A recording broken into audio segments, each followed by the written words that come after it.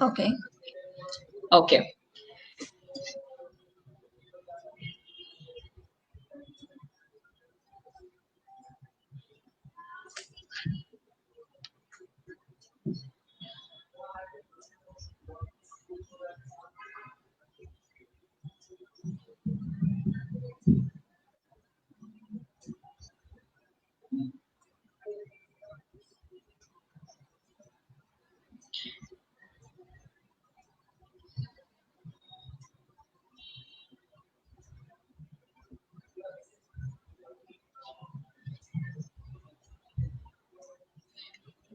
Okay, hi guys. Welcome to another exciting episode of What's Hot Quarantine.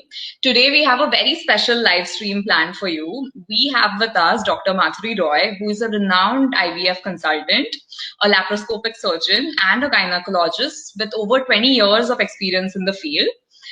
So we're just going to quickly wait for 2 minutes for more people to join in, and we are going to ask her to give us an introduction of herself, and then we'll move on to the questions. We already have a few questions that you guys have already conveyed to us, but if you have anything to say or anything more that you would like to ask her during the live stream, you can definitely drop it in the comments box.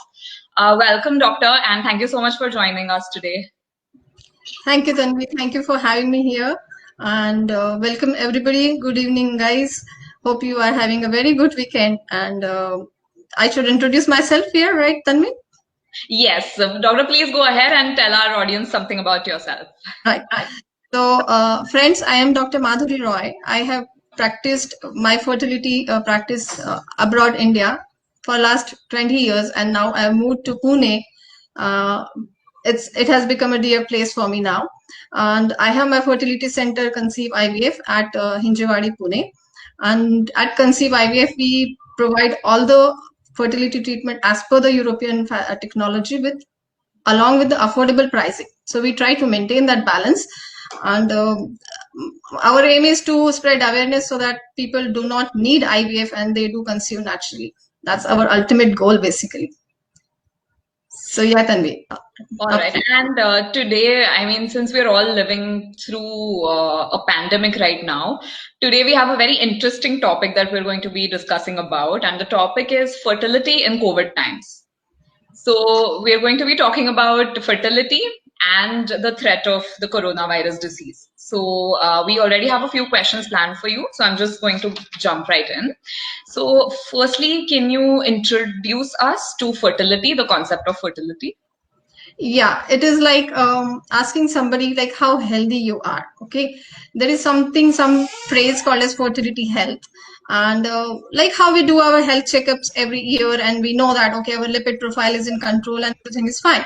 Similar to that, there is something called as a fertility health, and fertility is, in a layman's term, it is my ability or couple's ability to produce offspring, to have conceive naturally without any assistance from a doctor or any technology. That's the fertility. Now, why we need this fertility health is because there is something called as infertility, and we call these people infertile, or they fit into the diagnosis of infertility when, for 1 year of trying regular sexual intercourse without any contraception, if they are not able to conceive, then they fit into this diagnosis. And there is a good, basically now recently, it was not recognized as a disease, but as per WHO now, it is recognized as a disease and it demands a treatment. So we should be really open to it and take it as any other disease as we face them. Right. And also, can you give us a quick introduction about COVID or the coronavirus disease? Yeah, here actually we are trying to link COVID with fertility. And is it really linked? Yes, if you ask me as a fertility specialist, definitely. COVID has affected, as we all know, everywhere, everybody, all over the planet. Nobody is actually saved from here, and everyone has now started living with it. And it is not going to go. We are here. COVID is also here to stay for quite a long time. So, and all of us, we know that COVID affects us through the lungs. And why through the lungs? Because lungs has those ACE receptors, which the COVID spike proteins actually gets attracted. And that's how they enter our body, and that's how they do the damage to the lungs. at first, but later on it causes multi-organ failure and lots of complications. And that's the link we have with fertility, and that's why all over the world people are really worried what is going to happen to their fertility after this COVID is gone. Right, right. So, this question, I mean, my next question is based upon what you said right now, is that how COVID affects a person's fertility potential or, their chances of conceiving? Yeah, definitely. So here I would like to bring upon the mechanism of action, how it works. As I spoke about the ACE receptors, they are in abundance in lungs. At the same time, these ACE receptors are there in our ovaries as well as in our testes. So imagine now how badly it is damaging our lungs. Imagine what bad it can damage to the ovaries as well as the testes. So we are right now not aware of it, but yes, there are a lot of studies going on. There is no direct evidence to suggest that it is affecting the fertility now, but in future, yes, there is a fear because it might affect our ovarian functionality. It might affect the follicular development, egg maturation, ovulation, and it has also suggested that it affects the hormonal imbalance or the hormonal balance in both the genders, men and female. So it is not left or it has not spared anybody. And we fertility specialists are really scared of it. So we should actually do something about it. All right. So you're saying that it affects both the genders equally, Oh, men yes. as well as women. Yeah, and men basically a lot because there is evidence of the last SARS infection which happened in 2002-3. That time, health professional had seen that there was an inflammation in the testis, and there was immune changes happen in those testicular organs. Now, this is the same virus. It is the SARS-2. So, same COVID virus, and we are fearing that yes, it will affect a lot of cells, the Sertoli cells, Leydig cells, which are required for the sperm production, and those cells do have those ACE receptors a lot. So of course testes will not have a pain and inflammation as of now, but eventually in future we might realize that okay, all the testes and the spermatogenesis have been fired up, and people might suddenly realize after a few years that okay, there are no sperms anymore and they are infertile. So it's that big a danger. Yeah, like you would not see the effects right away, but you might see the repercussions in a few years. Yeah, it might be, fingers crossed. So we have to act on it for that, basically. Right, right. Also, keeping this in mind, if one is planning to conceive, so should they try to conceive during this time or should they wait and postpone their plans? Yeah, postponing. I think we have done a lot of postponing for so far. Now we have accepted corona in our life. So infertility treatment or planning for the pregnancy is also same, because as it is, it gives a lot of stress and age related problems. So yes, but before thinking of that, we have to check with how is my fertility. And if my fertility is good enough and fine, then I can think of waiting. So irrespective of the corona, whether to go for it or not go for it should be their personal decision.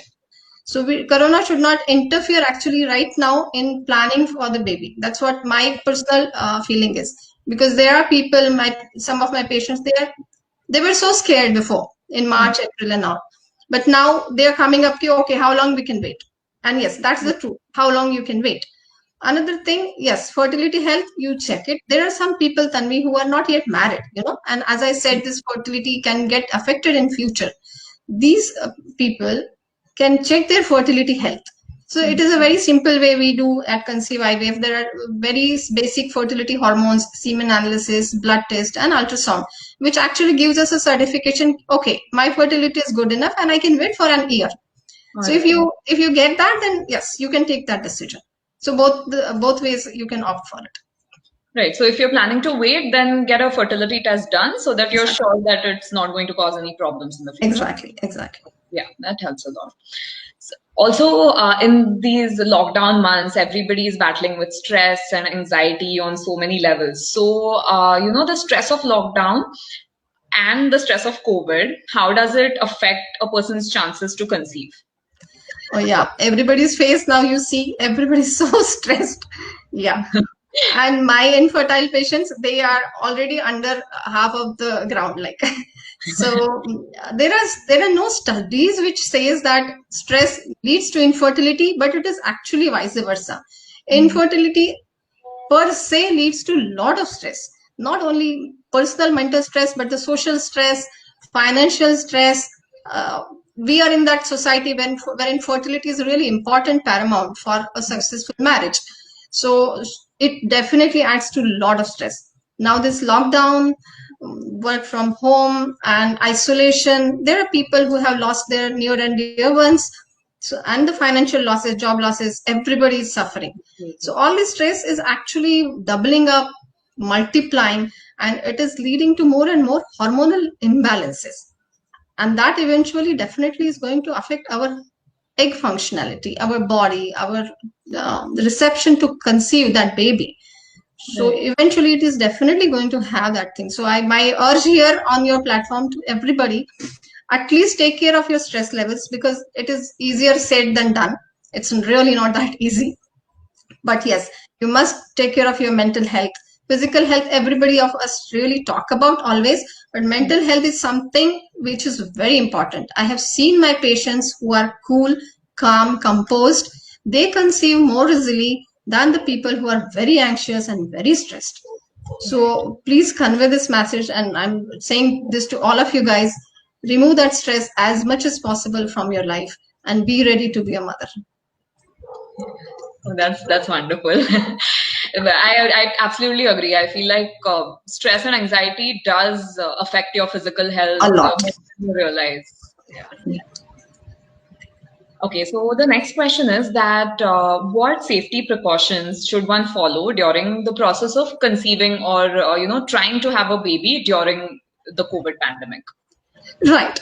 Um, it's a little good question and little useless question also. Why? Because as it is in our life, we should take lots of precautions.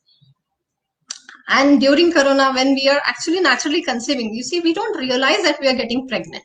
So at this time, the general precautions which are advised to us by the authorities and by our doctors, we must follow them. So precautions to have a physical health, a very good physical health, because this lockdown has done two changes. And some people have really used it so well to reduce their weight, to change their lifestyle, and they have become so physically and mentally fit. At the same time, I do have some people who have gained so much weight cooking and eating in the lockdown. So definitely this It's changes gone for has to be. extremes, you it's know. it's it's it's the two extremes basically.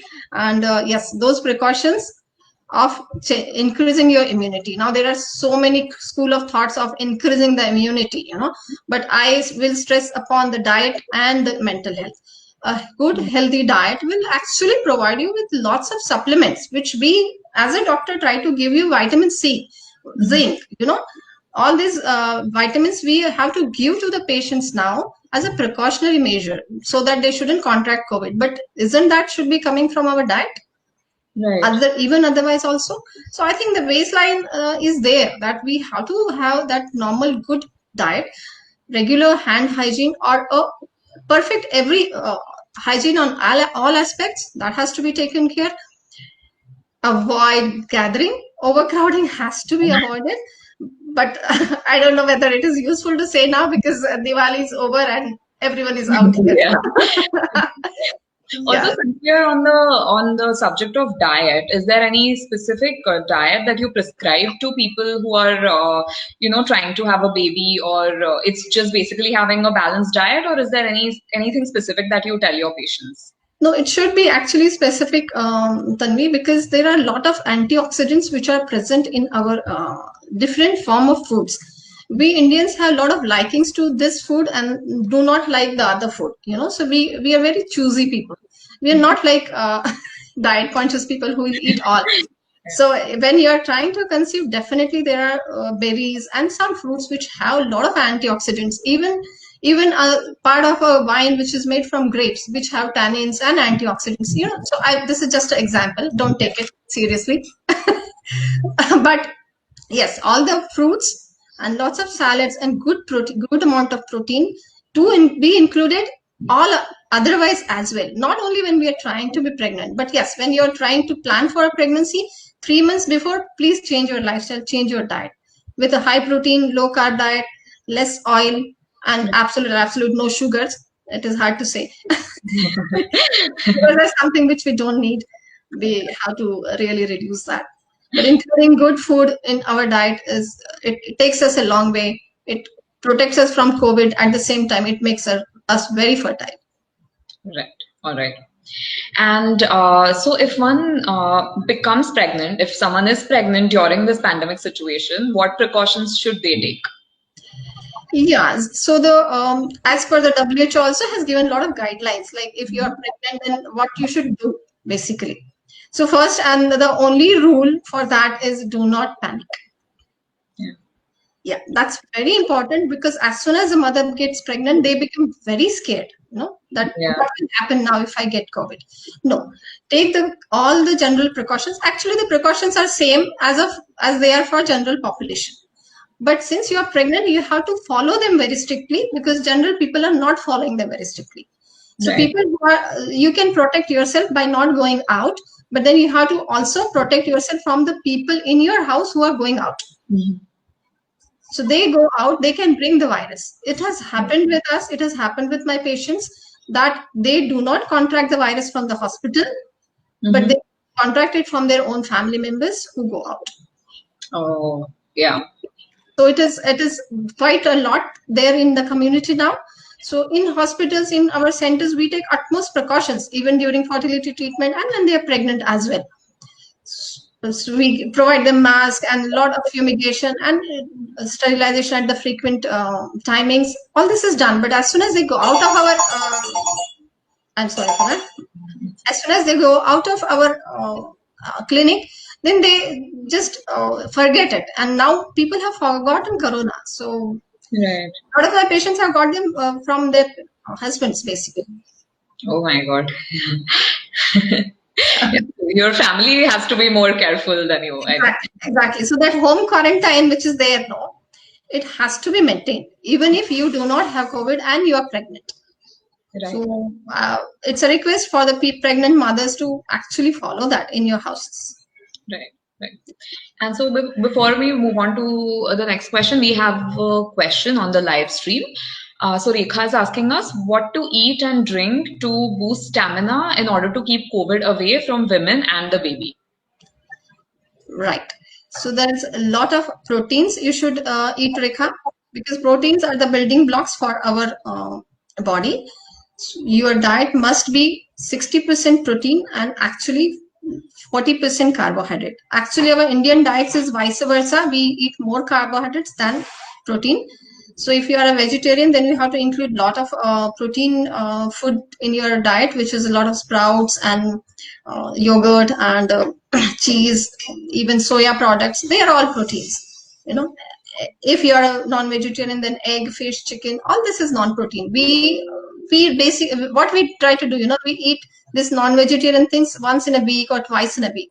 It shouldn't be that way. So protein in smaller amount has to be there in our everyday diet. That is one very important thing. Plus lot of fruits and lots of salads. And there should not be like this no to this fruit because this fruit is hot and this fruit is cold. It is nothing like that. There is no fruit which is hot and cold. So all the fruits have to be included in your diet if you are trying to build your stamina to prevent COVID infection as well as to give that nutrition to your upcoming baby. I All right. hope it satisfies us. All right. Okay, so the next question is, what is the effect of COVID infection if a pregnant mother, if a woman who's pregnant contracts COVID? So is there any effect on the baby in utero? And can the mother pass on the COVID infection to the baby? Yeah, it's a very good question actually, but there are not a lot of studies happening in this area. So far, whatever studies have been done, it isn't from Japan, and we have that evidence. What it says is they were not able to find any COVID virus or active virus in the amniotic fluid, which is the fluid around the baby, or in the breast milk.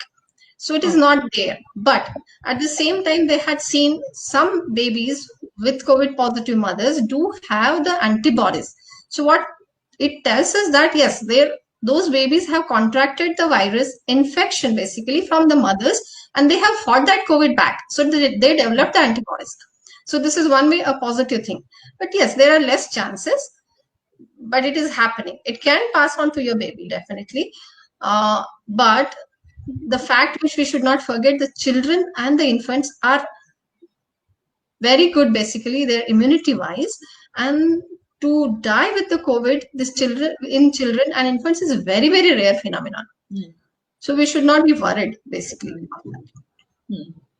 Also, another question is that will COVID infection lead to a cesarean section? Absolutely not. That's like, I mean, I think many pregnant women have this fear that whether Yeah, it will affect their normal deliveries in any way. No, the mode of delivery, whether it is cesarean or a normal delivery, should be justified by the medical indications, not at all by the COVID. COVID mother can deliver normally. She can have the cesarean also, but it should be obstetrically indicated, or there should be some medical indications. Not by because she is a COVID positive, she should go for cesarean. Absolutely not. All right. All right. Okay. And can a mother touch and hold their baby if they get COVID infection?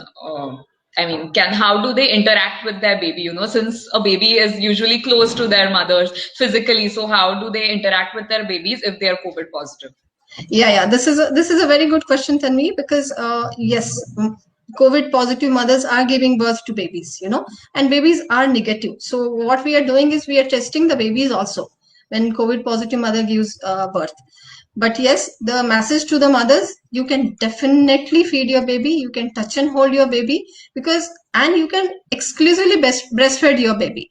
Why? Because breast milk is going to increase the immunity of that baby. So you cannot deprive the baby of the breast milk. So touching and holding is very much yes, but yes, precautions. Now what precautions? No touching to the baby unless you have changed your clothes on, you have sanitized your hands and all the surfaces wherein you are going to touch your baby now. Okay. At the same time, every pregnant mother or the mother who has delivered, who is trying to breastfeed the baby, must wear the medical grade N95 mask at all the time when she is near the baby. And with that, yes, you can love your baby as much as you can. Yeah, I think that will be like a big relief to many mothers. Oh, yes. Also, will being pregnant put a person at an increased risk from a COVID-19 infection as compared to a normal person, as compared to a person who's not pregnant? See, we have, for answering this, we have some data from the last infections which has happened, like in 2009, H1N1 influenza came, and there was evidence that all these pregnant mothers were at higher risk with for having more complications with this H1N1 influenza, or their disease might become more complicated if they get this H1N1 during pregnancy. But fortunately, Tanvi, with COVID, it is not the case. So there the pregnant mothers are saved. They are at same level of risk as the general population to have any complications due to COVID. So they are not at higher risk basically. That is a living thing. So they should not contract the COVID, but if they do, they should not get panicked. Okay. All right. And any general tips on preventive measures during the times of COVID for couples who are planning a child? Yes, definitely. I would actually try to tell you ABCD here. And if that would be our basically take home message. People who are trying to conceive, they must visit the fertility specialist, get their fertility health check. Okay. And the doctor might put you on some supplements and the lifestyle change. That's what we do as a to start with. We put them on a lifestyle change so that their body becomes so good to receive the baby, and they should need a less intervention medically. So if they are planning for a baby, and they must take this their health in their hand right now, and put on the shoes and start running. Wow, that's an amazing message. So yeah, like you said, this can be like a takeaway message from this chat. Guys, if you have any questions, please feel free to drop these in the comments box. So we'll be taking a couple of questions. If you have, we'll be online for a couple of more minutes. So we have a lot of people saying hi to you, and we Yeah, have hi a all. comment from Anoop Agarwal, who says that Conceive IVF is a really good center, and Dr. Madhuri is so helpful, knowledgeable, and we had a very good experience with Conceive IVF. Anup is our patient. Okay, all right. They have a beautiful baby now. Well, that's wonderful. Uh, So guys, if there's any questions that you all have, please leave a comment, or we'll be ending the live stream in another minute. So, doctor, anything else, any other tips that you would like to share with our audience? Because this video will go up on our stream, so people can watch it later as well. So, if there's yeah, anything yeah. that you want to add. Yeah, definitely, Tanvi. I would advise people to stop hearing now and come out over. One tip I want to tell about the people who are getting older, because what is happening now, people are trying for a baby in their late 30s or early 40s. So this is a very scary scenario for us, for fertility specialists, because our wants have changed, but the nature has not changed. Nature is actually aging our ovaries in their own way. So Mhm. when you are around 35, it is you are already at a very low fertility potential. So this is a message for all our viewers who are into their 35s and 30 plus. They should not delay it anymore. They should put all their other plans aside and try for a baby as soon as possible, so that they don't land up doing IVF. Mhm. Why to yeah, eventually what is happening when people are delaying their things for the career or whatever reasons, then eventually they have to go through this expensive IVF treatment and a lot of abnormal babies, a lot of abortions, and so on. It is the same with the men's as well. Another thing is they definitely should keep them away from the any addictions. That is very harmful for their normal health as well as our fertility health. So this is two things I would like people to do. There is one more point I would like to add here. Is there is a facility now all over the world. People are doing in India. I think nobody has yet started, but it is a urge people who don't want to plan their pregnancies now. There is a facility to freeze your eggs, freeze your sperms. Do that for yourself so that you don't land up taking donor sperms. Nobody wants a baby with the donor sperms or the donor eggs. See, so there are facilities. Come over here. This is called as a social freezing, and people should really think about it. Now we are educated people. Pune has a lot, very intellectual class. So they should come forward in freezing their gametes, whether it is eggs or sperms or even embryos, so that they can plan their baby, do some abroad visit, come back and have that baby from their own embryos. Oh, that's wonderful. Also, we have a few more questions, so we're just going to take a couple of more questions and then end it. So, is it safe for a pregnant mother to go for regular checkups? Oh, yes, definitely. A pregnant mother should not miss any of their antenatal visits. Okay, because that is where we are going to pick up any abnormality which is happening, not only to the baby but to the mother or any COVID infection if they are into the process of catching up. So the every single visit to the antenatal clinic has a motto, has a goal, which mother doesn't even realize. We whatever checkups we do, vital signs, blood pressure, their baby's growth, everything has a meaning to it. All the blood tests. So regular visits without fear. You must go to your antenatal doctors or obstetrician or fertility specialist. You should not cut down on any visits. All right. All right. And do you think conceiving during COVID times is a good idea? But I think we've already answered that question. So It is. if It is. you Go want ahead. to say more You should over not it. cut down on any visits. Uh, are there any lifestyle changes? So we have Pia Dhiman asking us, are there any lifestyle changes I should make before I have IVF? She's asking for her sister. Oh yeah, yeah. Hi, Pia. Um, you should know basically how is her BMI. for your sister, and she must come down to the normal BMI before she even thinks of trying for the pregnancy. That's what I do with my patients, because their success rate really jumps up as soon as you come back to your normal BMI. Because being obese and trying for the pregnancy, we are at lot of negativity, because there are a lot of male hormones which are secreted in our body when we are obese. So tell your sister to come back to her normal BMI, improve on her diet, basically a balanced diet, high protein, low carb diet. That is very, very important. And start on some supplements. If not a sunlight, then some supplements so that all her normal levels of the hemoglobin, vitamins, vitamin B12, vitamin D should come back to normal. And before that, she should definitely check her fertility health. That's what she should do. And lifestyle change is the main goal. It's the ultimate thing. It's a paramount. Everybody should change their lifestyle, at least for fertility. Yes, and otherwise too. And otherwise also. Yes. All right. Thank you so much, Doctor. This was such an informative session. I'm sure all of us learned a lot. And okay, I can see one question from Pia. Yeah, we have another question from Pia. So she's saying, thank you. Is it safe to freeze your eggs, and if it impacts the baby in the future? No, freezing in the eggs is something like preserving your ovarian reserve. Whatever your age is, as you grow old, your eggs are going to reduce. Not only the quantity, but the quality of eggs are also going to reduce. So if you are in your 30s and you are freezing your eggs now, and you are planning for a pregnancy in future after 5 years, imagine your eggs are still 30 years old. So it is going to have a very positive effect. There will be less chances to have abnormal children, less chances of abortion. So freezing the oocytes or the eggs, one must really consider this. Okay, all right. Hope this answers your question, Pia. Thank you. And yeah, we have another question. Okay.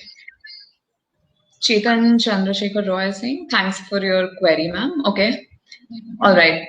So I think, do we have any more questions, guys? Otherwise, we're going to be logging off.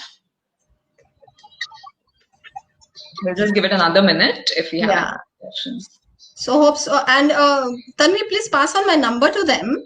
Okay. Yeah, because we are actually trying to run a series on our YouTube channel about one things of the COVID, like how it affects and what we should do for infertility related to COVID.